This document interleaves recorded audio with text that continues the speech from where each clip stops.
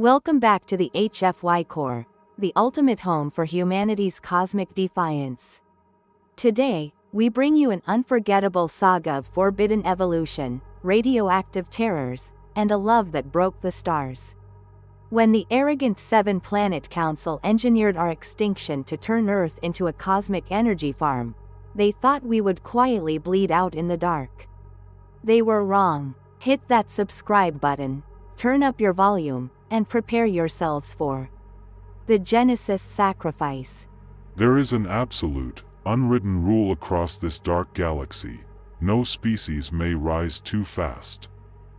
For 40,000 years, the Seven-Planet Council enforced the strict containment doctrine from the Celestial Citadel, a structure so massive that entire moons orbited its outer walls. The ancient empires believed space was a privilege earned through millennia of agonizing evolutionary struggle. They crawled to the stars, they expected everyone else to do the same. Then, humanity did it in less than 300 years. 200 years from the first fragile flight at Kitty Hawk to a massive wormhole research station orbiting Jupiter. To the Council, this wasn't progress, it was a cosmic wildfire. The automatic deep space relays spent decades cross-referencing human telemetry, convinced their data points were corrupted. No primitive biology should have unlocked sublight folding before mastering basic orbital harmony. The Fire Lords, ocean sages, ice strategists, necrobiologists, living forest monarchs, genetic architects, and the brutal destroyers of the lava planet gathered in absolute fear. To the Council, humanity wasn't normal. They watched humans transform deserts into cities, oceans into power grids, and dreams into reality. They watched a species constantly at war with itself somehow become stronger after every disaster. A unanimous vote was cast: Earth must be eliminated. Instead of an open invasion, the Council chose silent extinction through Project Omega. Deep within the bioengineering facilities of the Planet of Mud and the Shadow Labs of the Zombie Planet, scientists engineered a devastating dual-purpose pathogen. First, it would entirely wipe out human biology by targeting respiratory networks. Second, it would reactivate dormant prehistoric DNA hidden deep beneath Earth's crust, creating an elite energy harvesting resource. The Council had discovered something astonishing. Ancient dinosaur biology possessed cellular structures capable of generating extraordinary amounts of atomic energy once stimulated. By wiping out the humans, the Council could turn the entire surface of Earth into the galaxy's greatest atomic energy farm. They believed their victory was clean, surgical, and completely inevitable. They had no idea they were making the greatest mistake in galactic history. On Earth, 20-year-old Ethan Carter knew nothing of this galactic conspiracy. He was an ordinary young man, a retired military officer's son, whose entire universe revolved around his childhood sweetheart, Emma Brooks. They had been beside each other since elementary school, spending their evenings talking about a simple, peaceful future. They dreamed of a small house beneath the trees, a quiet life far away from the chaotic noise of modern city infrastructure. But their ordinary dreams shattered the night the satellites began falling from orbit like dying stars. Global power grids failed across entire continents within minutes, and the clear blue sky turned a sickening, toxic crimson. People everywhere stopped what they were doing and looked upward in sheer confusion. No one understood that an invisible alien pathogen had just dropped from the upper atmosphere, completely shifting the destiny of their homeworld. The biological virus spread faster than anything in recorded human history, collapsing entire megacities overnight. Hospitals overflowed within hours as emergency broadcasts filled every remaining active screen. Ethan watched in paralyzed horror as his mother collapsed onto their kitchen floor, her breathing turning shallow. With her absolute fading strength, she gripped his hand tightly, whispering her final words, "Never forget what it means to be human." His father died hours later while helping evacuate panicked civilians from the collapsing city center, leaving Ethan entirely alone in a world of burning ruins. To make the nightmare worse, Emma vanished that very night. There was no body left behind, no distress message, and no physical trace. One moment she existed in his arms, and the next she was simply gone into the spreading fog. For Ethan, the heavy silence that followed was a crushing emptiness. Months passed in a suffocating silence until the earth literally cracked open from within. Colossal prehistoric giants emerged from the deepest tectonic fractures, but these were not the ordinary animals found in history books. Their massive bodies pulsed with terrifying, unshielded atomic energy, and their blood burned like living, molten reactors. They were bioweapon guardians, engineered by the Counsil to clear the surface of any remaining human resistance. When a colossal atomic Tyrannosaurus marched through the shattered ruins of New York, its radioactive roar cracked concrete foundations and shattered thousands of skyscraper windows instantly. The air around these beasts rippled with heat distortion, wiping out vegetation and turning rivers into boiling steam. Humanity quickly realized the ultimate, devastating truth: this wasn't a natural planetary outbreak. This was a calculated, engineered extinction. The remaining human survivors fled deep underground to escape the radioactive monsters roaming the surface. Abandoned subway tunnels became bustling subterranean cities, old military bunkers became tightly run governments, and collapsed mining networks became the new borders of human civilization. For the first time in recorded history, the masters of Earth lived completely beneath their own planet, learning to navigate a harsh life in the shadows. Life underground became raw, simple, and incredibly difficult. Families shared scraps of food beneath flickering synthetic lights, while grandparents spent hours telling stories about the old, sunlit world to children who had never seen a real blue sky. Every single night, Ethan cooked a simple soup using his mother's old handwritten recipe. The familiar aroma filled the cold iron tunnels, keeping the memories of his family and Emma alive in his chest. Those painful memories hurt deeply, but they also acted as the anvil that kept his spirit alive. Over the next decade, his personal pain slowly transformed into cold determination, and that determination became a driving leadership purpose. Ethan grew into a battle-hardened symbol of survival, a man the underground tunnels trusted implicitly because he refused to surrender to despair, moving through the darkest sectors with absolute focus. Yet, as the resistance grew, humanity soon faced another deadly enemy: its own internal division. Three heavily armed factions emerged within the subterranean networks, threatening to tear the remaining population apart. One faction demanded strict military rule, another fought for absolute scientific control over resources, and the third followed Ethan's vision of democratic unity. Tensions escalated fast, and a brutal civil war became inevitable. Humanity stood on the absolute edge of completely destroying itself before the aliens could even finish the job. Seeing the impending disaster, Ethan stepped directly between the raised rifles in the Central Command bunker.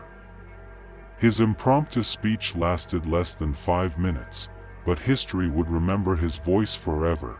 The aliens took our homes, our families, and our future. Are we really going to hand them our basic humanity too? The crowded room fell into a deathly silence as his words pierced through the anger. One by one, calloused hands trembled, and weapons were slowly lowered back to the floor. the Civil War never happened. For the first time since the sky turned crimson, a unified human resistance stood together under one banner. They combined their remaining technologies, weaponized their hatred, and began preparing humanity's very first deep space counterattack. During the final phases of fleet preparation, Ethan received a piece of shocking intelligence from a captured alien data slate. Emma was alive, but she had been held inside the celestial citadel for years. The Council's genetic architects had experimented on her relentlessly, modifying her cellular structure to turn her into a cold, cybernetic assassin. They had rewritten her neural pathways, programming her with one primary directive: eliminate Ethan Carter. When Ethan finally confronted her during a high-stakes infiltration mission into an orbital outpost, his heart nearly broke. She looked exactly like the Emma he loved, but behind her eyes lived a dark, alien intelligence. The battle that unfolded between them was emotionally devastating, two people who loved each other standing on opposite sides of a cosmic war. Emma's movements were fast, lethal, and completely dictated by her cybernetic programming. Yet, as Ethan refused to strike back defensively, Emma's suppressed human soul violently rebelled against the alien control embedded inside her mind. She fought against impossible odds within her own brain, shattering her cybernetic restraints through sheer emotional willpower. In a final act of free will, she threw herself directly in front of a fatal plasma blast meant for Ethan, collapsing into his bleeding arms with a peaceful smile. "Remember when we talked about building a house beneath the stars?" she whispered through her tears as her life faded. Ethan could only nod, his voice caught in his throat as he held her close. Emma gently touched his scarred face one last time. "I never stopped loving you." Then, she was gone forever. The intense grief nearly destroyed Ethan's mind, but instead of breaking, it forged an unstoppable, white-hot engine of cosmic vengeance. The final war began as hundreds of human dreadnoughts launched into the void, turning the galaxy into a blazing battlefield of screaming metal. The human fleets fought with an asymmetrical ferocity the ancient empires had never encountered.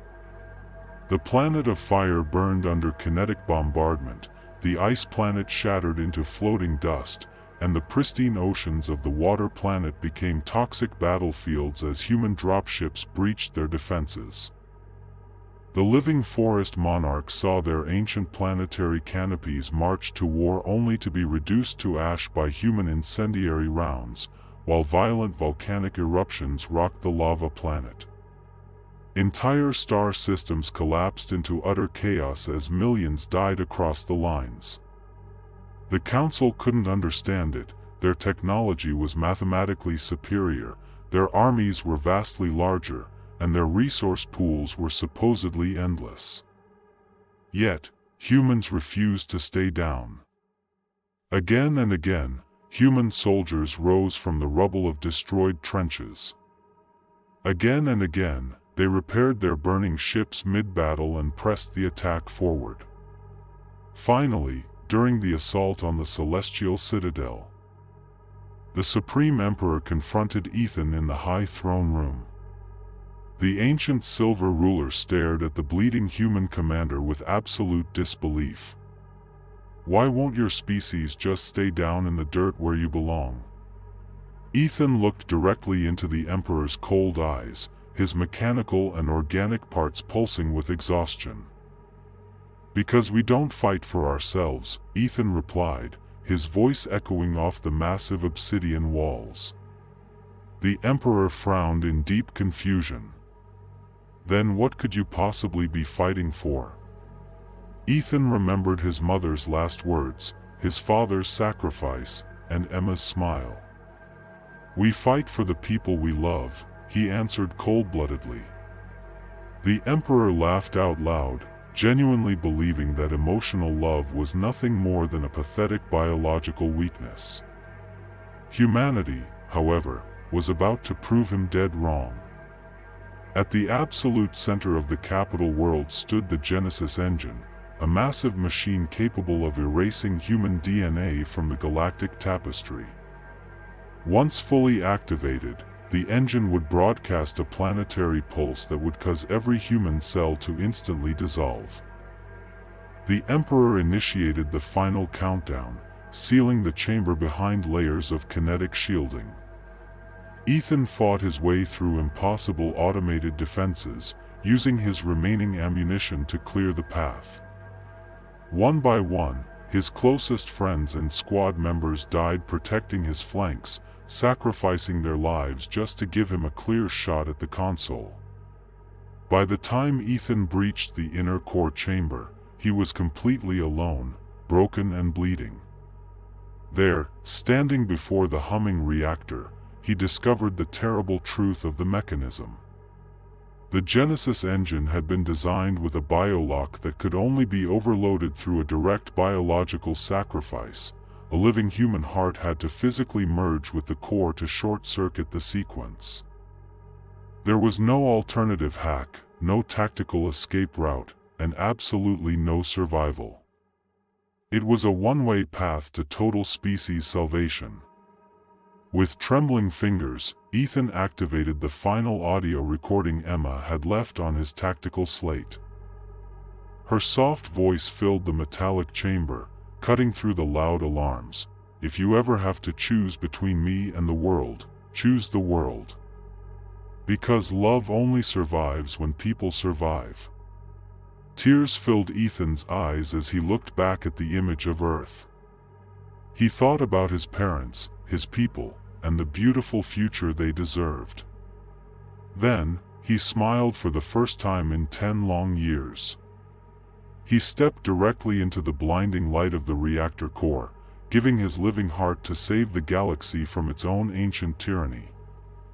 The explosion of pure energy that followed was visible across thousands of star systems, a brilliant white flash that shattered the Genesis engine, neutralized the Project Omega virus globally, deactivated the atomic dinosaurs, and permanently brought down the Counsil.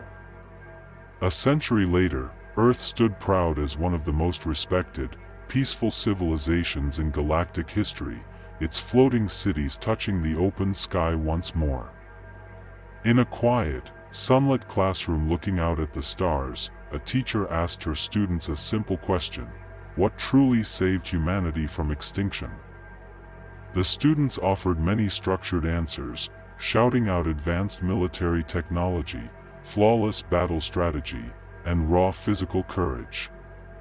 But one little girl stood up at the back of the room, shaking her head with a knowing smile. She looked out the large glass window toward the distant nebulae where the old citadel once stood.